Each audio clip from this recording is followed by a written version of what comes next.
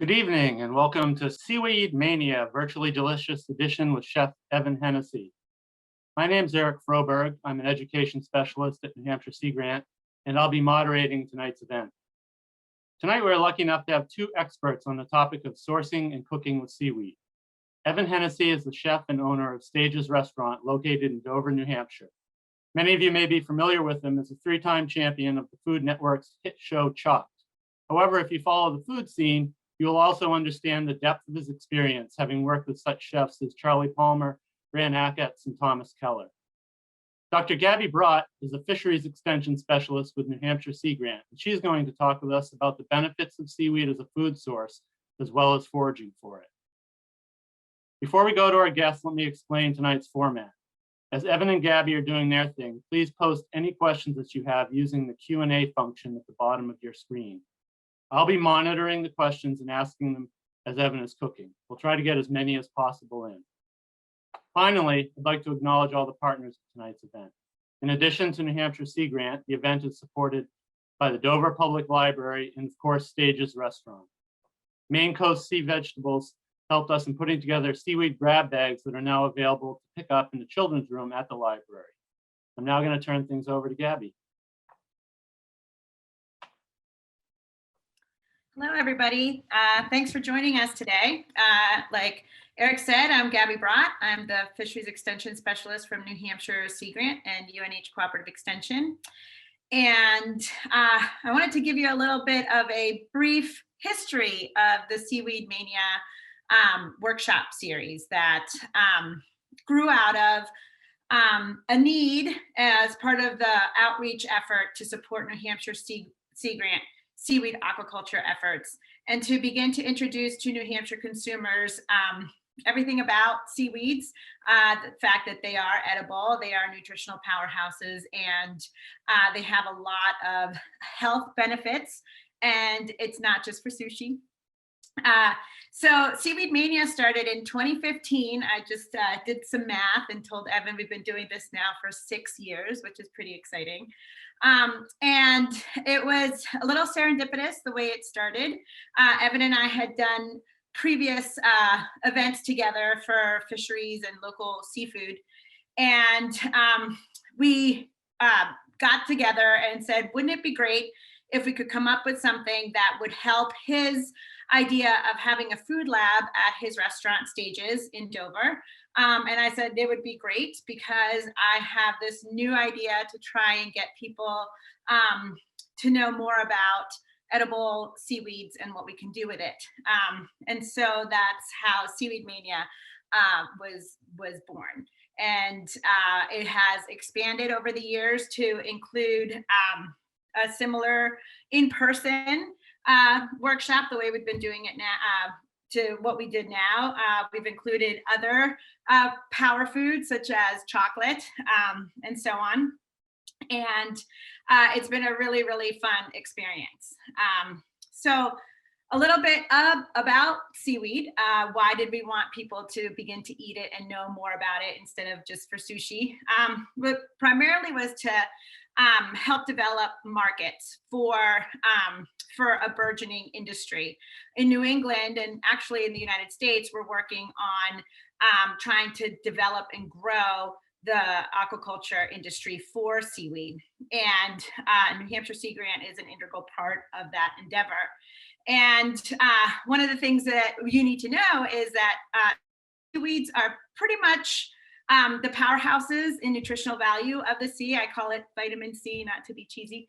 And it really does have pretty much every macro and micronutrient that your body needs.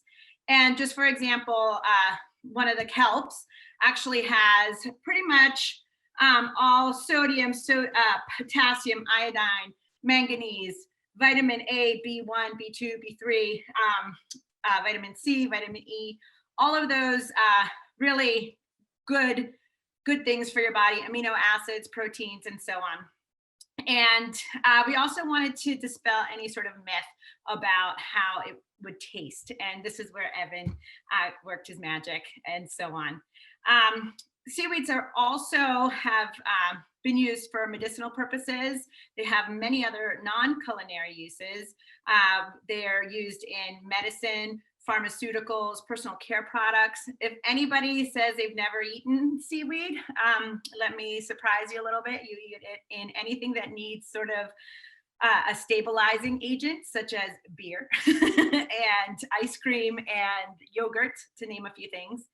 And we do have many edible seaweeds here in the coast of New Hampshire and New England, and it can be harvested and grown in an aquaculture setting as well as foraged. And another reason why Evan and I partnered up on some of these Seaweed Mania, because it kind of fits in with some of the work that he does for his own restaurant.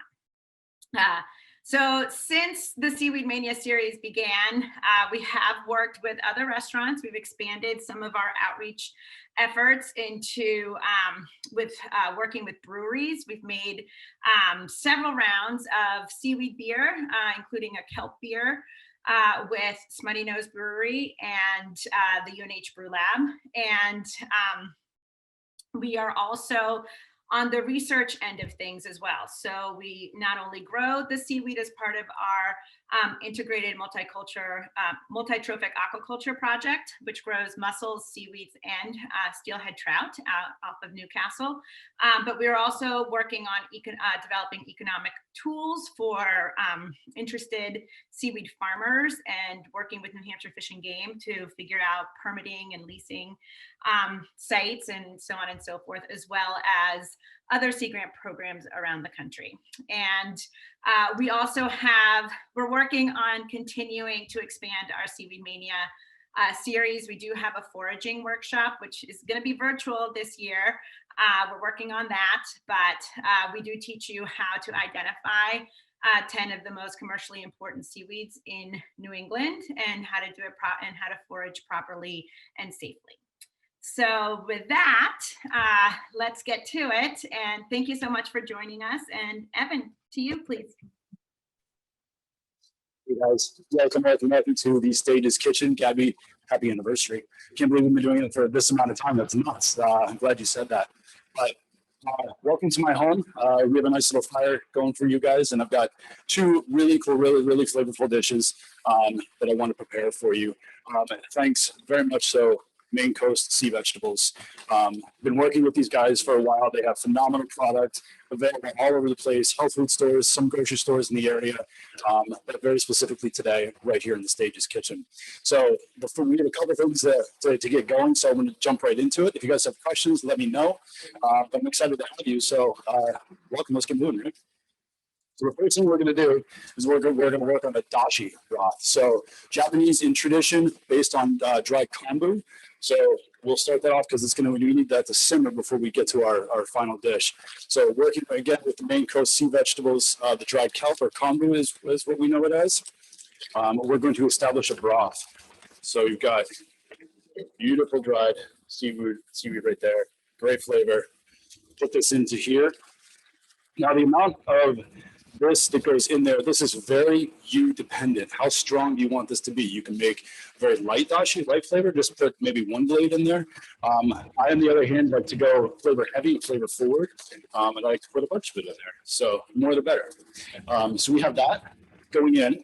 And then from there, one of the other elements that I love to put into my dashi, these are smoked. You guys can kind of see these. I wish you could smell these. These are smoked mushrooms. They're shiitakes that have been dehydrated and then smoked. So we're going to put those in there as well. Simmer those away. Those would be great. And then the other thing I'm going to dump in is a combination of soy sauce, oyster sauce, right there. It's a nice sort of round out, give that beautiful umami flavor. And that's going to go onto the stove over here. We're just going to add some water to it. Now, again, the amount of water and the amount of ingredients and the mushrooms and all the other stuff that you add into it, this is where your taste and your flavor comes into play. This is based on mine, so we'd love for you to see what I have going on here, but yet adapt this to your ideas. So I just have some water nice and warm, so we put warm water directly onto the dried elements. And we're going to let it simmer while we're working on our next item.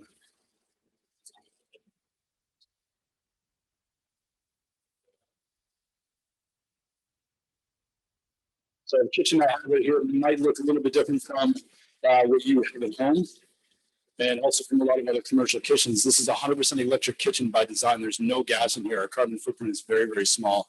Other than that, we have a campfire behind me, and that is how we do majority of our cooking. Way back in the corner there, I've got a thermal immersion circulator, and all that together equals what we put in on our plates. So from here, we're going to make some dumplings with kimchi. And then eventually we'll get to that broth over there. So nice little sort of rice paper wrappers right there. Little egg, mix that up, and that will help us seal these little dumplings. This is a negotiable ingredient right here. It can be done with egg. It can be done with a little bit of rice flour or rice starch and water. Cornstarch, same thing. This is another preference ingredient. I have some kimchi. A little bit of tofu. These are the ingredients for our dumpling. Cut through this, nice firm tofu. And this is going to go into the bowl, the fork.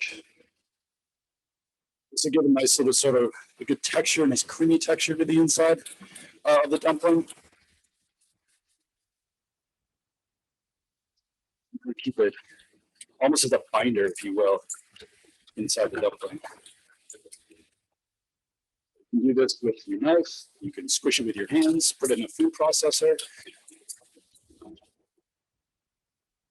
Here's the fork.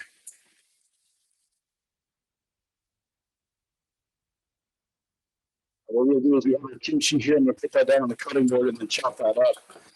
Again, like pretty finely for this because we're making dumplings, and we want to make sure that we can fill the dumpling, and it's not going to have a lot of large pieces of cabbage sticking out. You can already kind of start to think about the flavors that we have going on here. Kimchi, nice spicy cabbage, a little bit of tofu, beautiful creaminess to it, and then over to the dashi, nice earthy, a little bit of funkiness, a little mushroom in there, a touch of smokiness because the mushrooms are smoked.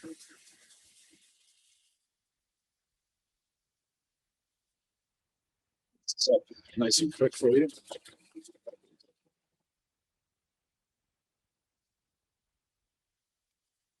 Again, As Evan's chopping here, I'm going to jump in real quickly. We had a question come in about whether people will get information on the virtual foraging workshop. People who signed up later in this sign-up process had the option of checking a box whether they wanted to receive emails from us.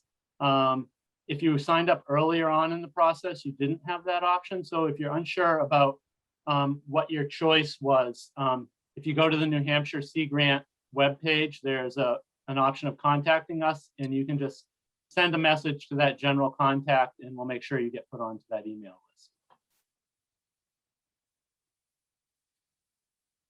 You guys should definitely do that foraging workshop. When we were doing them before, it was great. I got to be there and listen to Gabby. Learned a lot from her, and I've always learned a lot from her. So pick her brain about what she's doing and how you can use it, where to find it, how to harvest it safely, how much you're allowed to take, things of that sort. Evan, someone wants to know if you make your own kimchi. For this specific instance, I did not, but generally, yes, I do. Kimchi with a lot of different things. This one just happens to be cabbage based. We've done turnips, parsnips, radishes.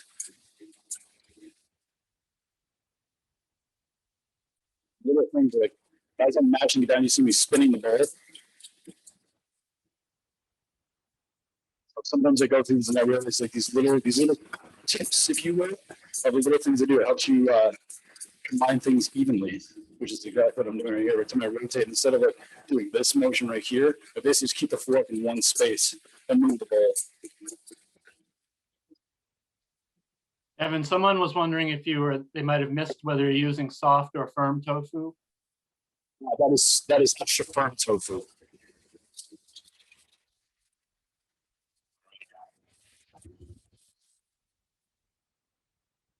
See our little mixture right here.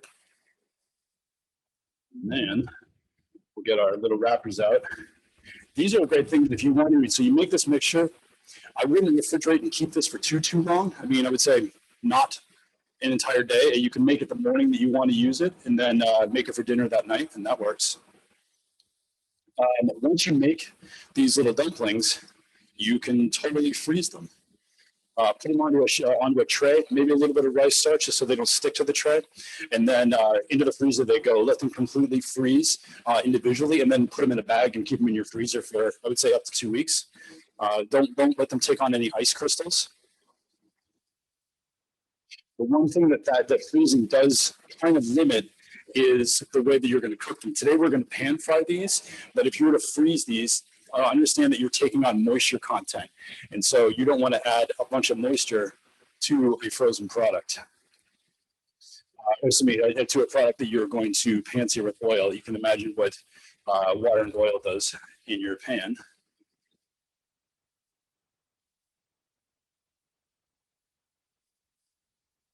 You also see that I'm egg washing these before I put the mixture onto that. That's mostly so I don't drag the mixture all around the wrapper. So it's nice and clean with filling.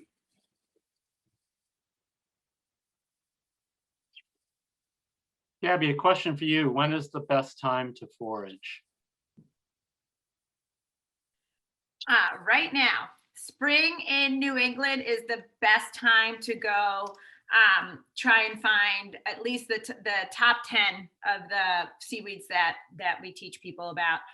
It really is spring in the ocean right now. It is beautiful. You get some really, really beautiful dulse, which is one of my favorites. Lots of beautiful sugar kelp. And if you're lucky, there's some really great nori going on right now. So for those of you, if you haven't picked up the grab bag at the library already, head in and do that. You can pick it up in the children's room at the library. There's a couple of samples from Maine Coast Sea Vegetables, as well as a foraging guide to our seaweeds that Gabby put together, and some simple recipes in there as well. So run on in and grab one of those, definitely.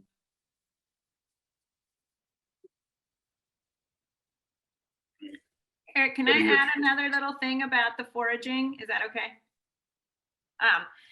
I was just going to say that the longer in the spring you go, the water temperature rises. So the seaweeds that you would find actually sort of die down or get really grubby. So right now the temperature of the water is really perfect. So I would venture over to the coast and see what you can find.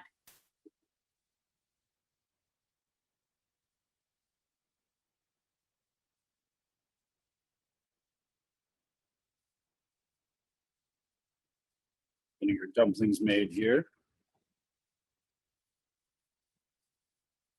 Simply just pushing these together.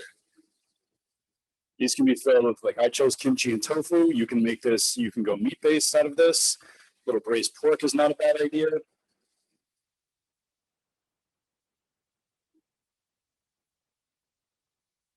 Just wanted to join these flavors kind of as cleanly as possible. When you start adding meat products into this, you change the kind of the dimension of the flavor, and at that point I would start making a little more robust flavored dashi. But in this instance, the sort of a little bit lighter one works out very, very well. Actually, we can bring the camera over here while I'm doing this. Kind of see this option, so we can get that right into there. Everything's simmering. See the color's already nice and dark, very, very rich. So the kombu is already rehydrated. Mushrooms are rehydrating. Some good flavor going on right there.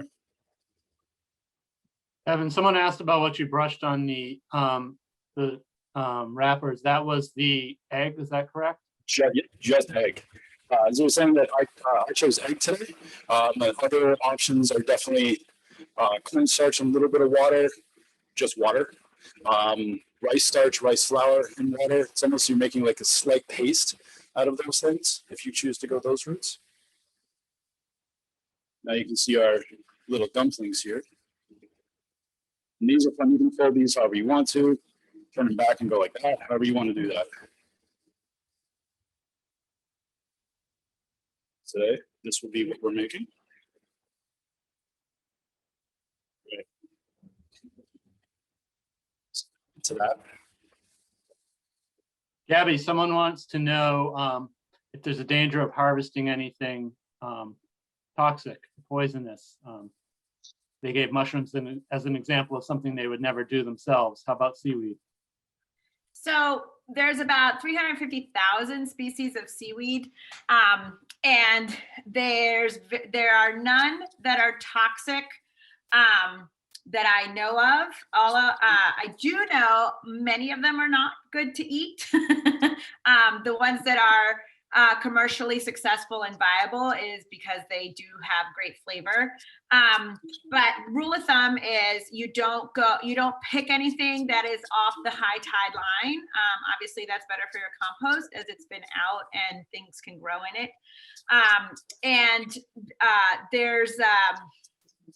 There's very few, unless I have never heard of anyone who had an allergic reaction to a seaweed or being poisoned by one of them. The issue really with seaweeds and safety sometimes is the amount of iodine that is in the seaweed species, which will vary. So the kelps have an awful lot of iodine. So if you have any sort of thyroid issues or you eat too much, that can make you sick.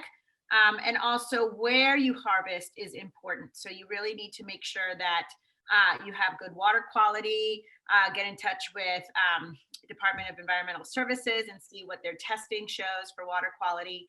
I always say don't go harvesting at near the nuclear power plant. They do tend to hang on, absorb a lot of everything that's in the water. So sometimes heavy metals can be a concern.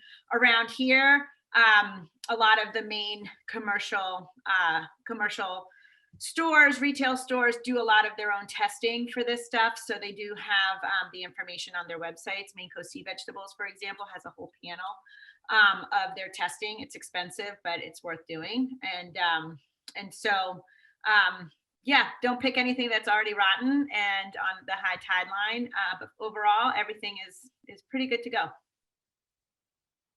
I'm going to jump in real fast and show you. So some beautiful dulse that Gabby brought to me today. Gorgeous color, super, super healthy. Just dress it with a little bit of oil, and then it's going to go right over the fire. We're going to grill that. That'll be one of the things that we'll put on top of our dumplings when they're done, which we're going to start searing in just a second here. So as far as searing, this oil is kind of up to you. The one thing I do not recommend is extra virgin. It's got great flavor. It has a very low smoke point. Meaning you'll start seeing a lot of extra and unneeded heat coming out of the oil. The oil will break down. It will change the flavor, and it is definitely not good for frying. Things like peanut oil are good. Canola oil, things that have higher smoke points. This is actually a canola and peanut blend right here that has ginger steeped into it. So I kind of added a little bit of flavor from the beginning.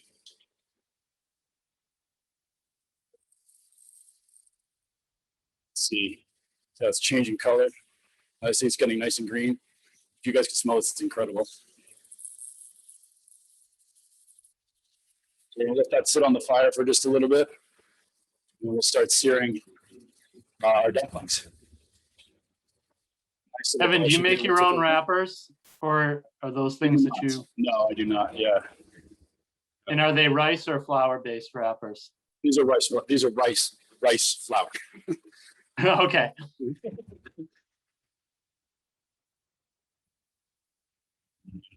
So we're strain our dashi. So one of the things is, how long to let this steep. Again, flavor is totally up to you. Keep in mind that you'll start smelling it. It'll start to, if you can imagine this, it starts to actually smell mucky. And that's when you definitely tapped out all the potential of the vegetables that are in there. And you cap your flavor at that point. Again, like you can see, I'm just trying to show you guys as much as possible. It's nice and clear through there, not mucky, not murky. There's no sediment there. So we've done a good job with that. And start cooking our little dumplings. What was that oil that you put on the dulse? Someone wants to know. A ginger oil. So it's a ginger infused oil. Not necessarily available at the store, but I do make several different infused oils that I use here. And what's the base to those? It's canola and extra virgin. It's about 25% extra virgin, 75% canola.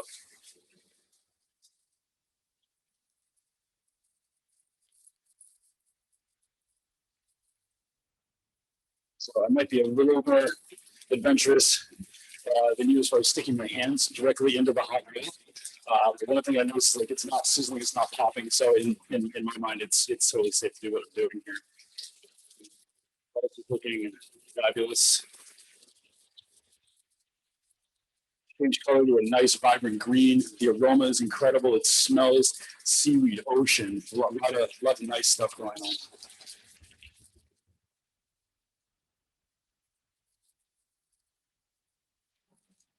So we're gonna. We're using like an infused oil, like right now as we're cooking in that. But I can see the ginger as we've heated it up, but we're not keeping it too high. Like, this isn't deep frying. This is pan frying. And the nice thing about the rice flour here is that it's really crisp. So when you go to put this in there, unlike a lot of, let's say, like all-purpose flours or gluten-free flours, things like that, that this is not going to stick in here. I also have a Teflon pan that I'm using, and obviously waiting for the heat up enough. I always do one tester, kind of put it in there, make sure it's not going to stick, and then we're good to go. And you can see these guys starting to brown up nicely. Get a nice brown color and all these things right here. I'm going to put our carrots and our beans into there. We're just going to cook those very quickly. And then we're going to introduce the dashi into that. Put the dumplings in there, cook them just a little bit longer, and that will basically be just about what that's going to be.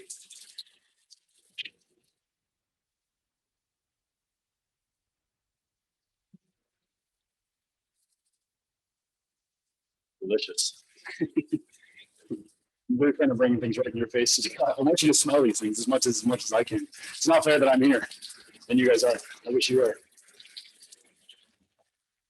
I'm going to answer a question real quickly, and Gabby can correct me if I'm wrong. Someone wanted to know when there would be a foraging workshop happening, and right now we don't have any scheduled in person, but Gabby has been working on a video version that will be posted on our website that you can see. And then if you're on the mailing list, we'll start notifying people when the foraging workshops take place in person.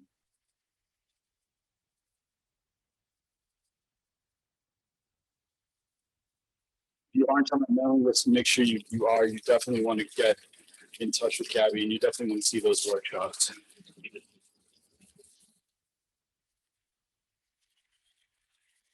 The dashi broth that we have, so we talked about different stages that we could start and stop this dish. Once you make the dashi, let it cool, whether in overnight bath or sort of on room temperature and into the refrigerator. And then you can store it. Freezes really well. Keep them in the refrigerator. I give it 3 to 4 days in the refrigerator to keep that great flavor. Anything past that, I would freeze it. People love the stocks and things like that. There's the ice cube tray trick. Sort of pour your stock or your dashi into the ice cube trays, freeze those, and you just take out as little or as much as you want. So vegetables cooking right there. Add our little dumplings back into there. And all the delicious broth.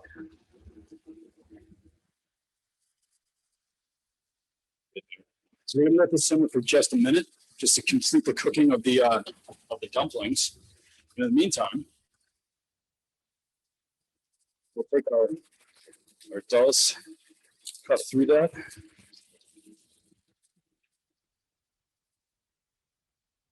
If anybody's already had their grab bags, the samples in there are for kelp and for dulse. There's some dulse flakes. If you want to open those up and actually take a whiff, it might actually make a little, what Evan's doing right now, come home a little bit better, I guess.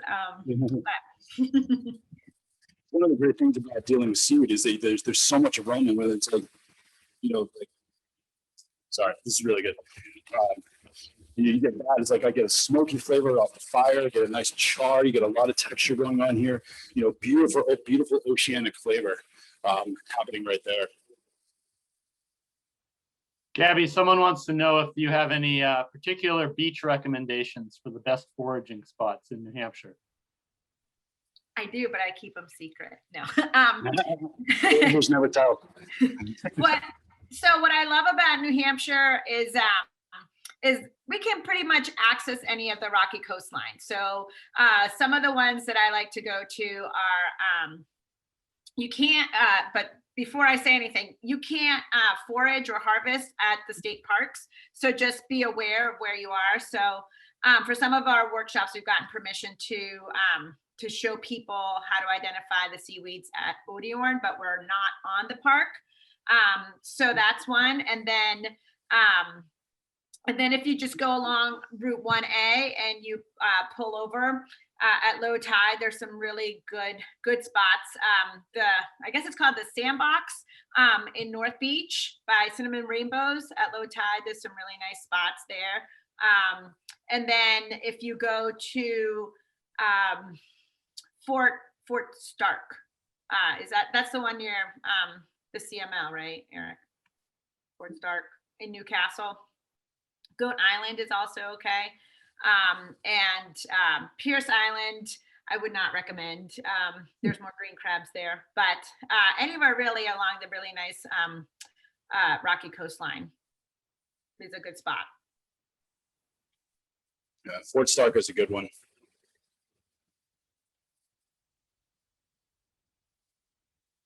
All right, so I can get the camera right into this, so you guys can see you've got dumplings, right? Little vegetables in there. Sauce right there for you.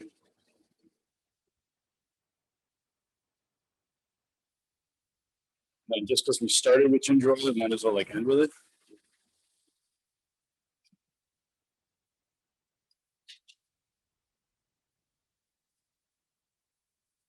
Here we go.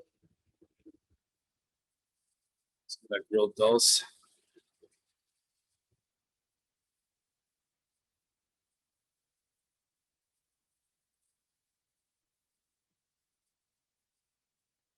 Now, I'm expecting you guys to make this tomorrow and report back.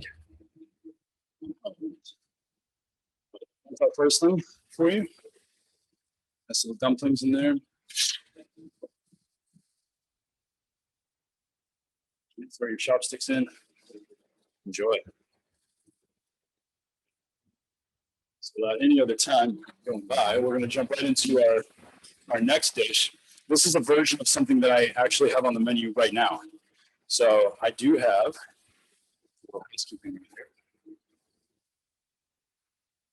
so half a head of red cabbage. So in order to get to this stage right here, so I have to kind of show you this. We're going to do a little bit of magic at television with this one. So half a head of cabbage. It was cooked sous vide, which you're going to see in just a moment if you're not familiar with it, for 24 straight hours. The liquid that this was cooked with is a 50-50 blend of cabbage juice and cabbage vinegar. So those two things take, the cabbage juice is a pretty quick item to make, and the vinegar obviously takes several months to make. But it's a great thing, like when I boil a lot of cabbage in the darker months, is to keep all the scrap and whatnot. I have a nice little mother vinegar going, and we implement that and create a beautiful cabbage vinegar. So we have that there, and some of this beautiful blade of sugar kelp right there. So take this here.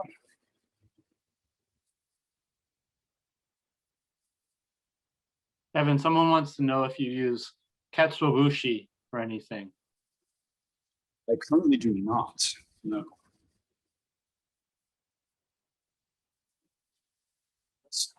So what we're going to do is we're going to wrap the cabbage in the kelp, and then we're going to cook it again. So the nice thing about cabbage is, depending on the temperature that you cook it at, it can really take a lot of cooking. So this one originally was done at 70 degrees Celsius for 24 hours. So as you can see, it maintains its integrity. There, so nice little packages. So the other thing, this is great with cabbage. I love doing a lot of stuff with cabbage, actually. Cabbage and kelp are like really, really good friends in my book. But this, like, you can take the same kelp blade, wrap a piece of your favorite fish, whether it's tuna, salmon, any whitefish, ground fish, anything of that, steam it. Is a really good thing. You get beautiful flavor off the seaweed. So we've got our little cabbage bundle here into the pouch. And then you're following me around the kitchen. Ready? Here we go. So some of you may have, I don't know what the vacuum machines are called. So I have a chamber vacuum, as you can see right here. So that's going to suck all the air out. And then we will cook that for 24 hours. Now, the next thing is, so this is the double use of the products. We made the dashi before. We're going to use that same exact dashi. Our next dish. So we have that beautiful dashi, nice broth. We're going to add an element to this.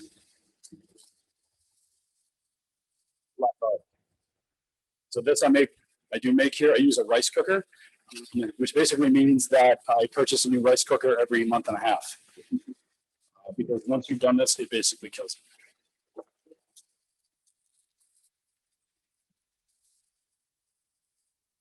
Super great flavor. Love it. Big fan of black garlic.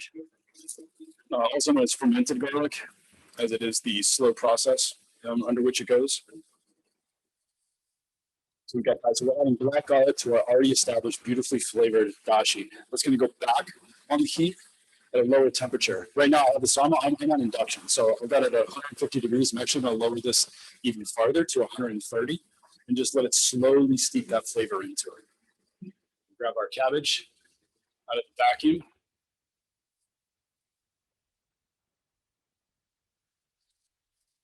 Drop this right into the water bath. Again, as we said, magic of television, we're going to pretend this has been happening for several hours. So the color of the kelp, beautiful vibrant green right there.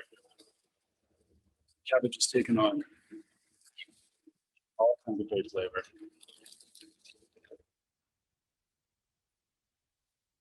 So do want to be delicate with this. Obviously, you took a lot of care to make this little package. We're going to take as much care to not ruin the package.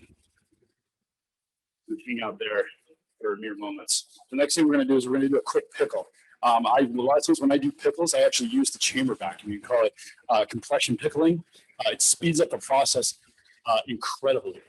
But what it also does is maintains the integrity, the texture, the crunch of whatever it is that we're pickling. So in this case, we're here going back to the Maine coast sea vegetables. We're going to use the nori. So you can do this with fresh nori if you harvest it off the rocks. In this case, we're using the dried nori, hoping that you guys can get a hold of this from the local health food store or directly from Maine coast vegetables and do this. So we're going to go from dry. So if you were to harvest fresh, you could do it. However, the one thing that you take into risk is that it would break down. And we want to keep a good texture of this. So if you harvest fresh, drying, dehydrating, things of that sort, throw it in there, and then you've got a shelf-stable product for a good amount of time. So there's our dried nori. And then in here, adding to that, I have something that I, again, have to make in advance for you. So this is a pickling liquid that was made with kelp vinegar, a little bit of sugar, a little bit of salt. And then so I've also warmed this. So I know if you've made quick pickles before, it's sort of taking like a hot or a warm pickling liquid and steeping it over the onions. Then you can have pickled onions within the course of, say, 2 hours. So then you've got this note on the bag, so I know where I put it. I label all that stuff that I have, so there's never any confusion. So that's not the cabbage. Again, back into our chamber vacuum.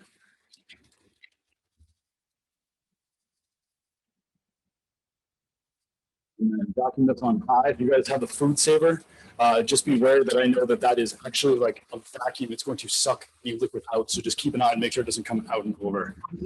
Whereas this one's a chamber vacuum, it's just going to more or less bubble the liquid and then seal it in there. While that is happening, so we'll take our little cabbage package. A bit of oil on a tray. So you can brush this on if you like. And then over to the fire. Do this on your grill, do it in a cast iron. Anything that takes on a nice sear. And hopefully you can hear that through my microphones. You can hear that nice sizzle when it hits the grill. So it's a good thing. That means you have really good contact on the grill. Your grill is hot enough, but there's nothing flaming. There's nothing smoking, which is also a good thing. A little bit of smoke is okay, but you don't want spark. You don't want flame because you don't want to just overchar this. You also don't want that carbon all over the all over what you're trying to grill. You want a beautiful flavor, beautiful char, but you do not want all that ugly carbon. Gabby, someone wants to know if you can harvest seaweed in the Piscataqua or whether you really need to do it in the open ocean areas. That's a very good question. I don't. No, I think as long as you're in a good high energy part of the Piscataqua, you could. You really do need to get more to the sort of mouth of the river, though, the closest to the ocean as you can get. I do know that in Great Bay, we do get sea lettuce and gracilaria, and you can harvest there as well. But I myself prefer the coast. You get more options there.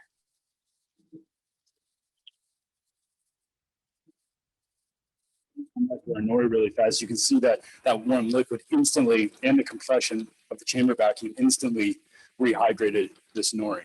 And the amount of time that it takes us to grill the cabbage and steep the dashi, we have exactly what we need right here.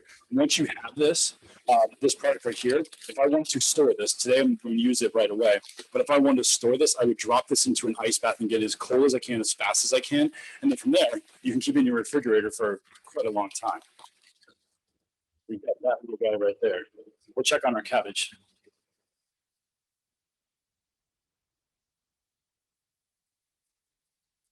Someone missed in the intro. The name of Evan's restaurant is Stages Restaurant. It's that Stages. Yep, Stages at 1 Washington in Dover, the Mill Building. Is that correct, Evan? That is correct. We just call it Stages, but we are at the 1 Washington Mill Building right in downtown Dover.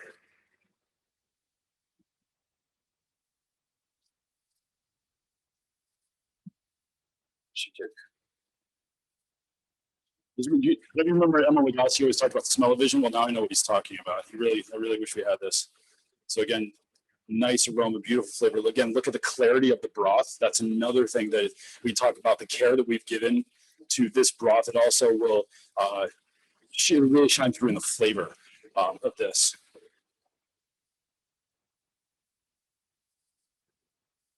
Yeah. I always stick my face in it into the pasta smell thing, so please don't think I'm weird. I think our cameraman Tim got the best deal out of this. Yeah.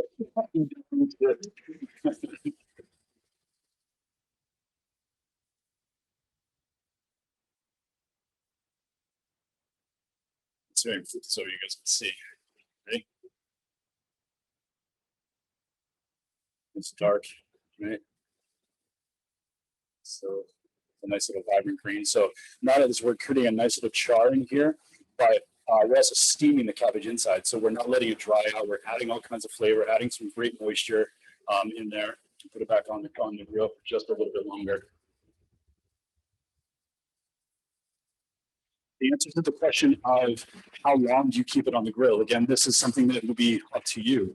How much of a char do you want? How less of a char do you want? You can move it around the hot spot so you're just heating and steaming the cabbage and barely charring it at all. So that's totally up to you. I never like to tell somebody else how to cook. I don't like to be told how to cook. So I would say, like, so much up to interpretation to you. The days, you know, is it sunny, is it raining? What are you feeling? How much time do you have? All those sorts of things, you know, play into it. I've got a nice little thing right here. But I want the one other part of this that I want to show you. before we get to it.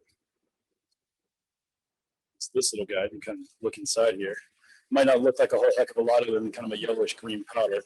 But this is a combination of alaria, nori, kelp, golden beets, kale, and caraway seeds. This is what I like to call my late winter spice. So obviously we don't have very many spices that grow around here. So in essence of making our own flavors, our own sort of stories and ideas of the season, like we'd love to be able to describe the season by taste. And this is one of the things that to me is a great seasonal flavor. I understand that it's spring out there. I've seen it, been out in it. But other than that, we're still working with some of the flavors of winter. I'm going to answer something real quickly here so we don't spend too much time on it. Someone sensed that that green crabs are bad in Gabby's description. Yes, they are. They're highly invasive, and we won't talk about it much. But if you go to the New Hampshire Sea Grant website, in that same fisheries tab, along with seaweed, there's a section on green crabs. Gabby does a citizen science project around green crabs. So we want to remove them. They do have some culinary value. Evan might dispute how much they have, but there are some uses for it. The soft shell is what you want. And I can tell you about that too some other time. It's a difficult thing for us to use culinarily. So nice color on the bottom side of the cabbage. As myself and Tim can attest, it's got a nice little aroma coming off of there. And then I do not suggest doing this with a dull knife. That out of the way.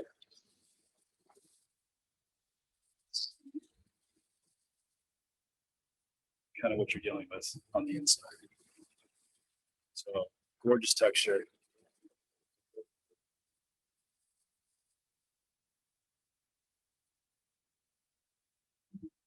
Just trying to be very delicate, keep the kale intact as best I can.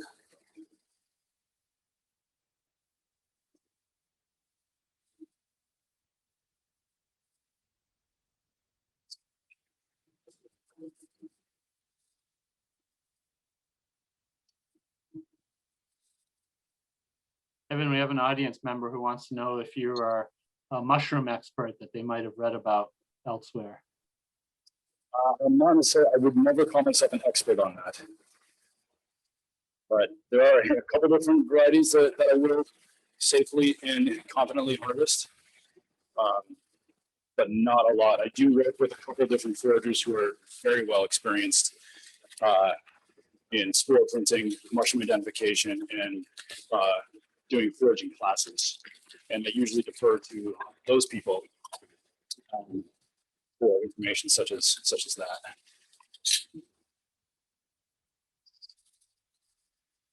See the texture, right? Change in.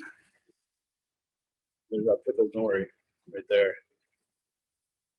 Evan, can you spread that nori out to show people that it's like very thin sheets? I will try my best without dropping it. Yeah. Yeah, it's almost like saran wrap. And so that's why we're about to see how good this camera is. Oh yeah. So if you do find it, it is best to use it or dry it right away because it will crumble because it is so delicate. Super delicate. You can see I'm being very, it's as delicate as I possibly can in here. I'm not, sort of like manhandling it. I'm being very, very gentle with it. Here.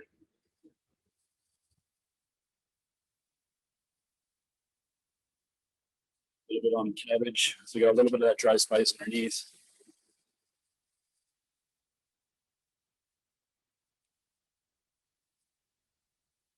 Some more of that. Nori. Looks like Gabby said, this is like so delicate. If I pull this in the wrong way, I'm just going to rip it to pieces. Especially now that I'm working with it in its rehydrated form. It's even more delicate. So if you guys can think of the flavors that we have going on here between smoke and the char of the fire, the pickled nori, beautiful vinegar. But again, we kept it very, very seaweed based with the seaweed vinegar. The different dried seaweeds that are in there. Wrapping it again in kelp and putting that over the fire.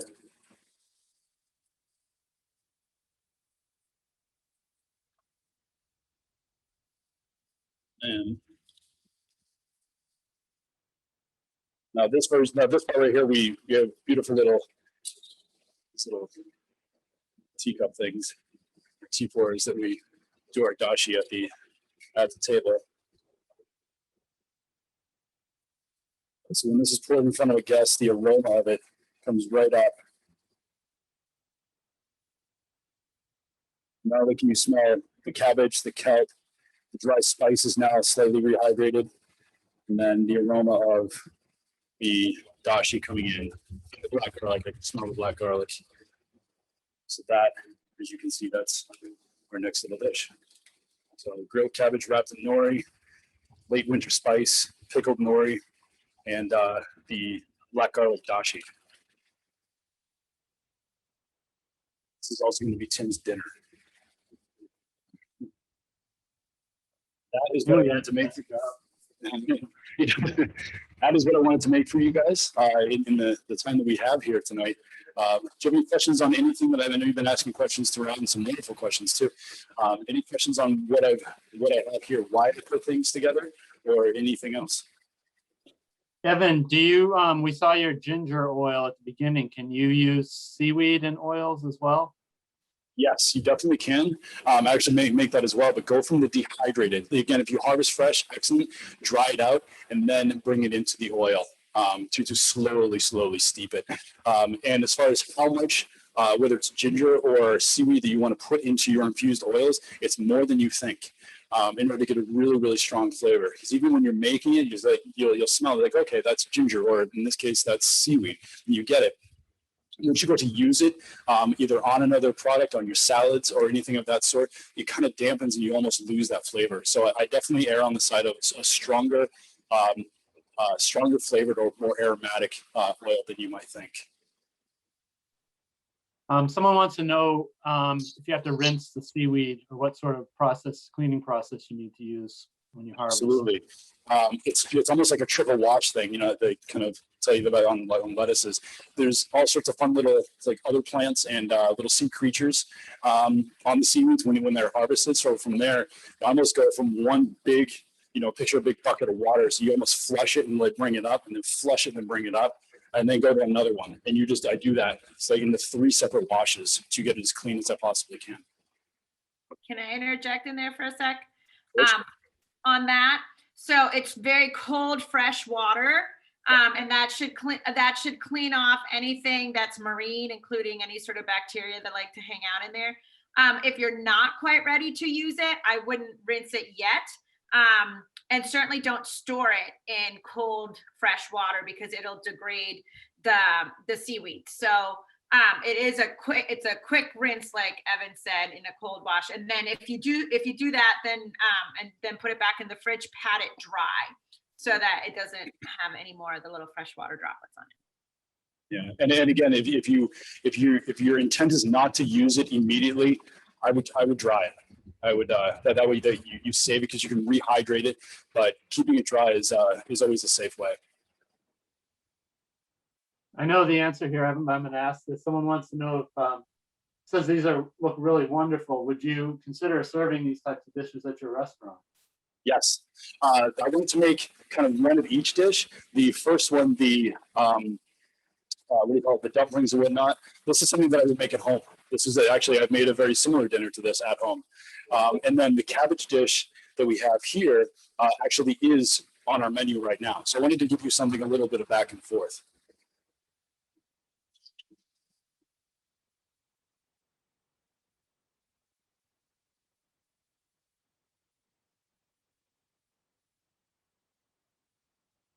Lost. Evan, anybody else?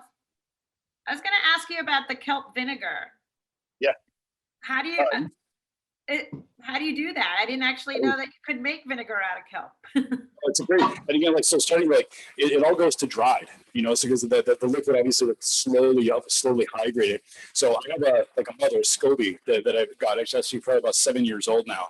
And then from there, a little bit of white vinegar, and then you put your seaweed into it. And then you just keep an eye on its age, its smell. Obviously, we're not going to leave the kelp in it for too long.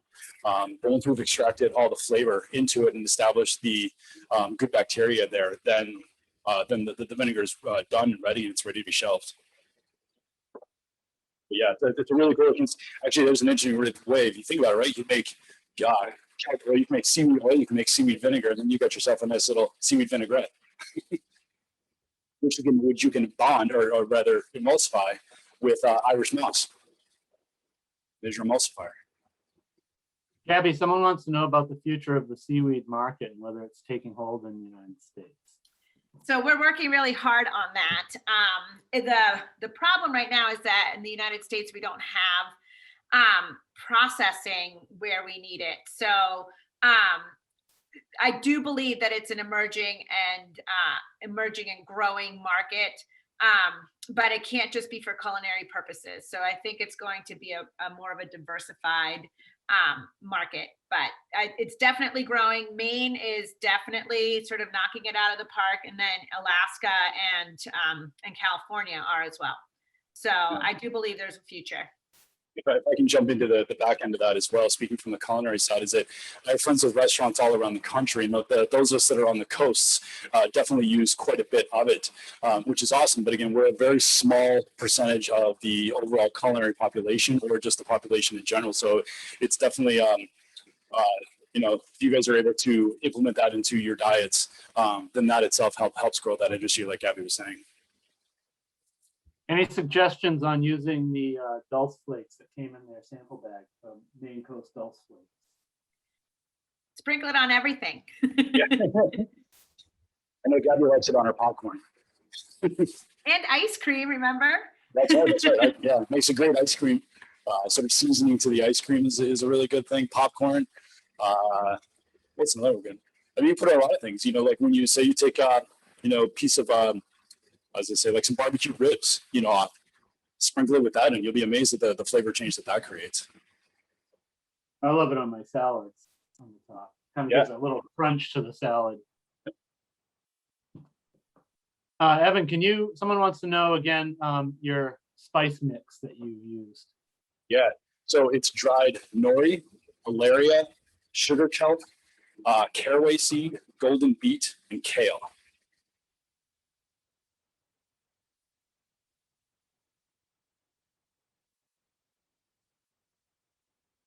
Any recommendations on how to go about drying the seaweed?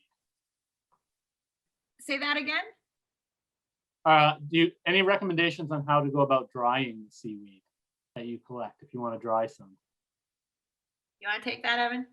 Yeah, sure. So I can tell you how I do it. Is that in the dehydrator is actually if you put in how much you have. So I have two ways. I have kind of a smallish commercial dehydrator. You just lay it out on trays and then set the temperature to about 120, 125 degrees Fahrenheit. I also have a much bigger one, which I actually set to 100 degrees Fahrenheit, and then I can do larger batches of it. But that's what I do. I also put it up onto a cake rack just to let air circulate all the way through it. So you're not putting seaweed, such as, you're not putting something like this flat onto a tray, because as soon as it dries, it's going to stick to this tray. So if you put it on a cake rack, you get great air circulation. Gabby, someone wants to know if the Portsmouth Brewery is doing their Selkie beer this year, and if you know when it will be. Or maybe you could describe what it is. Yeah, I don't know, actually. I don't know if we have been able to grow enough kelp to harvest right now during COVID and so on. We've been sort of out of capacity, so I'm not entirely sure if that's going to happen. But in the past, we did do the Selkie beer, and it usually comes around, I believe, midsummer. And so if it does come out, then it'll be around then.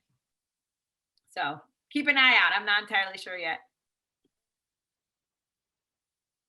Evan, I don't know that if you can answer this one. Maybe this is for the whole collaborative here, but will there be more of these sessions with Evan teaching us recipes? As long as I can convince Gabby that it's still a good idea, yes. Maybe green crabs next. We'll see.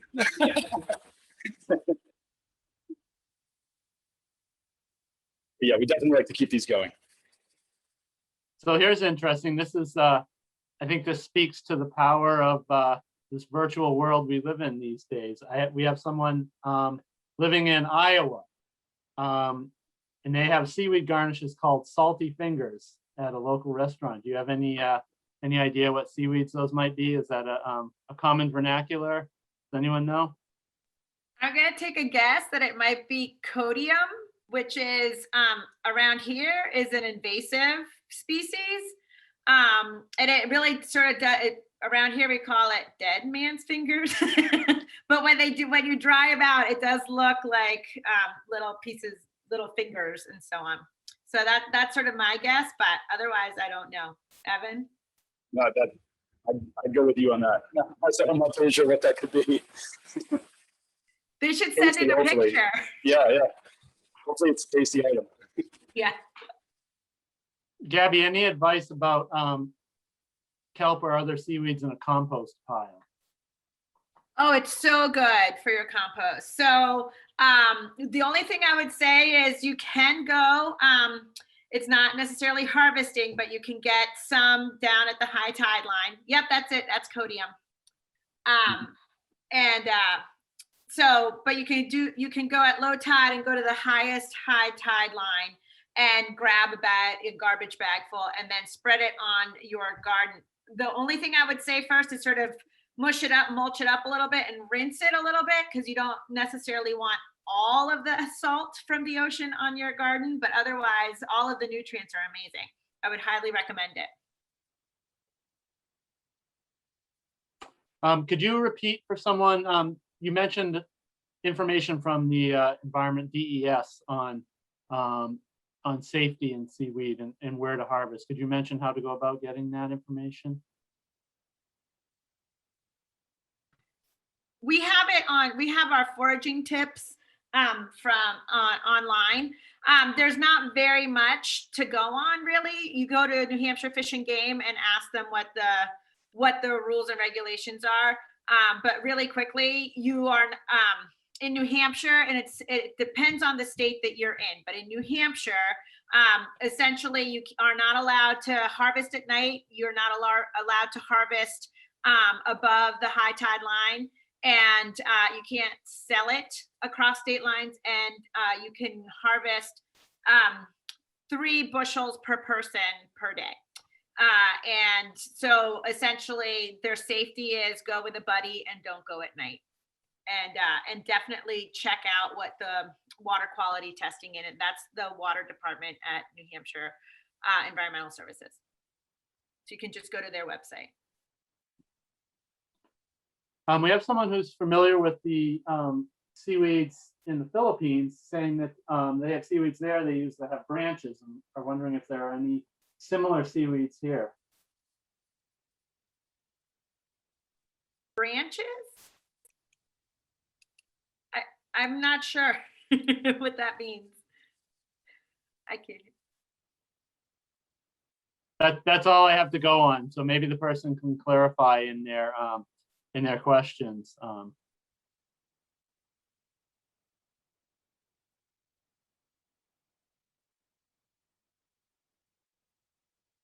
So I'm not seeing a lot of other questions roll in, and we're actually past our official finishing time. I'm hoping before we go, maybe Evan, could you, as we're wrapping up, kind of give a final description of those dishes? And we did have a few people looking for clarification on all the ingredients. So maybe as you go through the dishes, just sort of point out the various ingredients. Absolutely. So we'll put them all front and center so we can look at them right there. So we'll start with the first one. This is something that I would more so make at home. So you've got dumplings with kimchi and tofu that are seared in ginger oil, grilled rice, carrots, soybeans or edamame.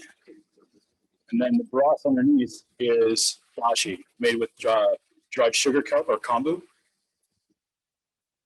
Some smoked shiitake mushrooms in that broth as well. And then on the other guy, we've got red cabbage that was cooked for 24 hours in a combination of cabbage juice and cabbage vinegar.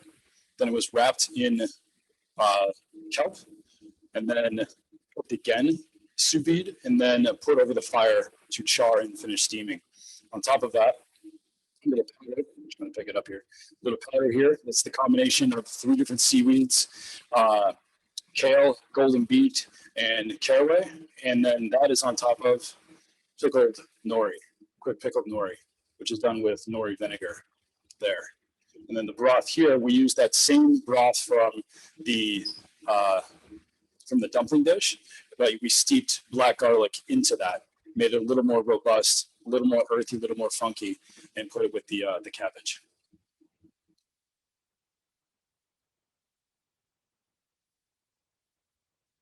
So I'd like to let everyone know that if you would like to find out more about these seaweed focused events, remember that you can go to the fisheries page at New Hampshire Sea Grant website. And also we'll have recordings of tonight's event. If you want to rewatch it and pick up some of those tips, or you have someone you know that couldn't join us and wants to watch it, it'll be posted on the YouTube channels of both the Dover Public Library and New Hampshire Sea Grant. So if you go to either of the websites, there are YouTube channels there. And finally, I'd like to give special thanks to Andy Dolph at UNH's Learning Space Technologies for his technical support of the webinar. And special thanks to Tim Briggs, the Science Communication Specialist at New Hampshire Sea Grant, who handled the video production and the filming tonight and got to smell all the good food. So he got the good deal out of it too. So, but again, thanks everyone for coming. We had a great turnout. Thank you again, Evan. And we'll definitely, we'll talk about maybe some more of these in the future. Thank you very much. Have a good evening.